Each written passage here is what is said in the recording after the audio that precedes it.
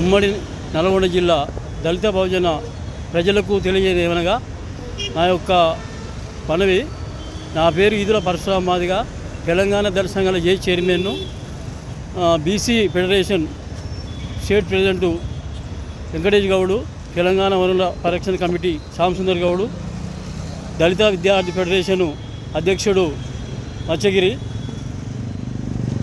వీళ్ళ సమక్షంలో మీకు తెలియజేసే విషయము, గత 30 ఏళ్ళ నుంచి ఎస్సీ నియోజకవర్గాలలో ఒక మంత్రి పదవి లేదు.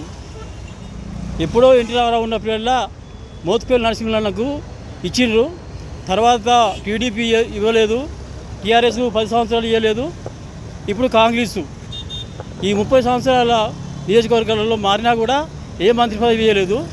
నిన్న రాజగోపాల్ రెడ్డి గారు చేసిన ఒక వాక్యం ఏంటంటే, నేను తుంగతుర్తికి ఎమ్మెల్యేలు చేసి మీకు తప్పు చేశాను, నన్ను క్షమించమని అనే వార్తలు వచ్చినాయి కూడా. దాన్ని దృష్టిలో పెట్టుకునే మేము మా తుంగతుర్తి ప్రజలకు తెలియజేయమనగా, ఎందుకంటే గతంలో రాజగోపాల్ రెడ్డి గారు ఎంపీగా పోటీ చేసిండు, గెలిపించినాం. ఆ చనువుతోటే సామీల్ గారు పోతే పోవచ్చు ఇంటికి, ఇంత మాత్రాన 100 సార్లు నా కాడికి వచ్చిండు, నన్ను బదిలాడిండు అని, నేను డబ్బులు ఖర్చు పెట్టుకున్నా, నేనే టికెట్ ఇచ్చినా అనే రీతిలో మాట్లాడుకుంటూ అవమానించిండు. మరి కాంగ్రెస్ పార్టీని ఇంట్లో పుట్టిందా, లేదా ఈయన ఏఐసిసి అధ్యక్షుడా?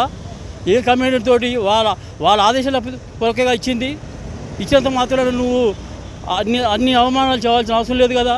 ఇప్పుడు టీఆర్ఎస్లో ఒక ఉద్యమ నాయకుడు ఆయన ఇప్పుడు నాయకుడు, అప్పుడు ఉద్యమ నాయకుడు. తుంగతుర్తి కాన్స్టిట్యూన్సీలో ఒక సందర్భాలలో పేపర్ వేసుకొని బస్ స్టాపులలో పడిన వ్యక్తి మందుల సామీలు, అంత వర్క్ చేసిండు. మరి అట్లా అనుకుంటే నువ్వు బీజేపీ నుంచి వచ్చినావు కదా, ఆయన టీఆర్ఎస్ నుంచి వచ్చిండు. అంత మాత్రాన నువ్వు పెద్ద సీనియర్ నాయకులు ఏం కాదు కదా, నీ ఇంట్లో పుట్టలేదా కాంగ్రెస్? దాన్ని దృష్టిలో పెట్టుకునే రాజగోపాల్ రెడ్డి గారు మందుల సామీల మీద చేసిన అనుచితాలు వెనక్కి తీసుకోవాలి, ఖచ్చితంగా క్షమాపణ చెప్పాలి ప్రజలకు. లేకుండా మాత్రము మీ మునుగోడు నియోజకవర్గంలో కూడా మా దళితులు ఉండరు, మేము వాళ్ళని కూడా కలుస్తాం. మరి నీ పద్ధతి మార్చుకోకపోతే కాకపోతే మీ ఇంటికి కూడా ముట్టడిస్తాం. మందుల సామీల విషయంలో కానీ తుంగతుర్తి ప్రజలకు మీరు ఖచ్చితంగా ఈ వ్యాఖ్యలు చేసినందుకు క్షమాపణ కోరాలి. తుంగతుర్తి శాసనసభ్యులు మందుల సామీల్ గారికి బీసీ పీపుల్స్ ఫెడరేషన్ సంపూర్ణ మద్దతు ప్రకటిస్తుంది. ఉమ్మడి నల్లగొండ జిల్లా ఇప్పటికీ రెడ్ల ఆధిపత్యంలోనే పాలన కొనసాగుతుంది. ప్రస్తుత శాసనసభ్యులు, మునుగోడు శాసనసభ్యులు కోమటిరెడ్డి రాజగోపాల్ రెడ్డి గారు గతంలో ఎంపీగా పోటీ చేశారు, ఎమ్మెల్సీగా పోటీ చేశారు, మళ్ళీ ఎమ్మెల్యేగా బీజేపీ నుంచి పోటీ చేశారు, మళ్ళీ ఇప్పుడు కాంగ్రెస్ నుంచి పోటీ చేశారు. మీరు ఏ పార్టీ నుంచి ఎన్నిసార్లు పోటీ చేసినా మా ఎస్సీ ఎస్టీ బీసీ మైనార్టీలు ఓట్లేస్తేనే మీరు అధికారంలోకి వస్తున్నారు, ఎమ్మెల్యేలు అవుతున్నారు. ఆ విషయం గుర్తు చేసుకోవాలి. ఇవాళ రాష్ట్ర రోడ్డు భవనాల శాఖ మంత్రి కోమటిరెడ్డి వెంకటరెడ్డి నల్గొండ జిల్లా ఎమ్మెల్యే మరి ఎవరి పుణ్యాన అయిందని మేము అడుగుతూ ఉన్నాం. మందుల సామీలకు కోమటిరెడ్డి రాజగోపాల్ టికెట్ ఇస్తే ఎమ్మెల్యే కాలే. అక్కడ తుంగతుర్తి శాసన నియోజకవర్గం ఏదైతే ఉందో అక్కడ ఉన్నటువంటి మెజార్టీ ప్రజలు ఓట్లేస్తే ఆయన ఎమ్మెల్యే అయ్యింది. ఈరోజు మా దళిత బహుజనుల జీవితాలే, అణగారిన వర్గాల జీవితాలు, అట్టడుగు జీవితాలు, కూలినాలు చేసుకొని బతుకుంటూ చదువుకుంటూ ఈరోజు ఒక ఎమ్మెల్యే స్థాయికి ఎదిగినామంటే మా శ్రమజీవి, మా కష్టం, మా తెలివిని చూసి రాజ్యాంగబద్ధంగా కల్పించినటువంటి హక్కు అది మనకు ఎమ్మెల్యే సీటు. ఆ ఎమ్మెల్యే సీటును కూడా నేను ఇప్పించినని చెప్పేసి కోమటిరెడ్డి రాజగోపాల్ రెడ్డి చెప్పడం సిగ్గుచేటు.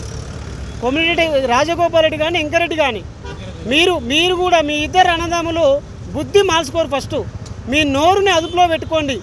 గతంలో ఇదే కోమటిరెడ్డి రాజగోపాల్ రెడ్డి, ఇదే కోమటిరెడ్డి వెంకరెడ్డి పాలిస్తున్నటువంటి నల్గొండలో గర్దాసు బాలయ్య, ఉదాహరణ గర్దాసు బాలయ్యని ఒక బీసీ బిడ్డని అణచివేసిన చరిత్ర మీది కాదా?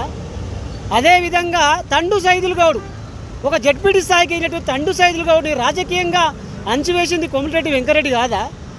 మొన్న నల్గొండ డీసీసీ పదవి ఇస్తే పుణ్య కైలాసకి ఇస్తే ఓర్వలేని నువ్వు పుణ్య కైలాసం మీద అబండాలు సృష్టించి ఆ పుణ్య కైలాసం ఏదో పదవిని తొలగించాలని చెప్పేసి మాట్లాడింది మీ అన్న కాదా? అది నోరా తాడిమట్ట అంటా ఉన్నాను.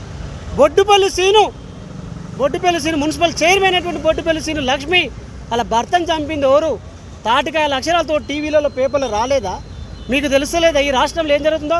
మొన్నటికి మొన్న ఎల్బీనగర్ నియోజకవర్గంలో ఒక బీసీ బిడ్డని ఒక గౌడ సామాజిక వర్గాన్ని క్లించపరిస్తే ఏం జరిగిందో మీకు తెలియదా? కొమిటెటి వెంకటి రాజగోపాల్ రెడ్డి అడుగుతా ఉన్నాను.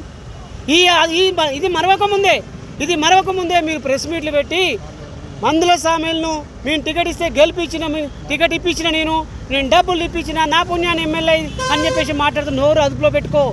నోరు అదుపులో పెట్టుకుంటే నాలుక కోసం అని చెప్పేసి ఒక బీసీ పీపుల్స్ ఫెడరేషన్ తరఫున డిమాండ్ చేస్తూ ఉన్నాను.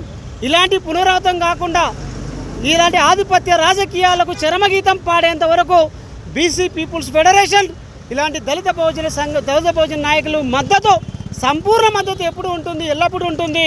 ఇలాంటి పునరావృతం కాకుండా రాష్ట్ర ప్రభుత్వం ఉన్నటువంటి రాష్ట్ర ముఖ్యమంత్రి కూడా ఇలాంటి కాన్స్టిట్యున్సీలో ఇలాంటి చెవాకులు పేరుతున్నటువంటి వాస్తవాలు మీరు గ్రహించాలి. దానికి కొమిటెటి వెంకటరెడ్డి రాజగోపాల్ రెడ్డి మీకు మంత్రి పదవి వస్తుందేమో, ముఖ్యమంత్రి దగ్గర మంచి పేరు కొట్టేయాలనుకుంటున్నారో, కానీ మీకు అవకాశం లేదు. మీ అవకాశాన్ని ఆల్రెడీ నగరకల్ ఎమ్మెల్యే శాసనసభ్యులు కొట్టేశాడు. అర్థం చేసుకోవాలి. తిట్టినట్టుగా ఇలా వేముల వీరేశం గారికి మంత్రి హోదా కల్పించడంటే అర్థమైంది.